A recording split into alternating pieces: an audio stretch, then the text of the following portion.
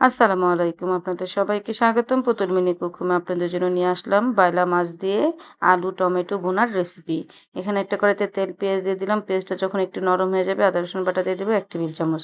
দিয়ে ভালো করে একটু ভেজে নিব পেঁয়াজের সাথে। ভাজাভাজিটা হয়ে গেলে স্বাদ মতন লবণ দিয়ে দিব। স্বাদ মতন লবণ দিয়ে এটাও একটু ভেজে নিব।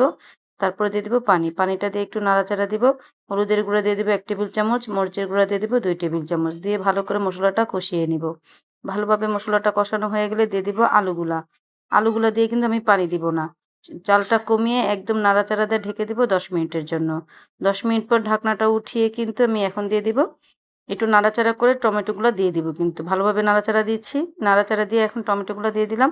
টমেটোগুলা দিয়ে ভালো করে কষিয়ে নিব। এখানে আর পানিও দিব না, ঢাকবো না। এভাবে একদিন রান্না করে খেয়ে দেখেন, খেতে কিন্তু দারুণ মজা লাগে।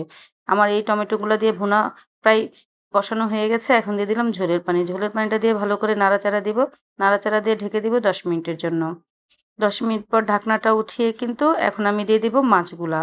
মাছগুলা দিয়ে দিলাম। মাছগুলা দিয়ে কিন্তু এখন আমি ভালো করে তরকারিটা জাল করে নিব। ভালোভাবে তরকারিটা জাল হয়ে গেলে কিন্তু মনে করবেন তরকারিটা হয়ে গেছে। আর খেতে কিন্তু দারুণ মজা। কারা, কারা সমুদ্রের বাইলা মাছ খেতে পছন্দ করেন অবশ্যই কিন্তু কমেন্ট করে জানাবেন।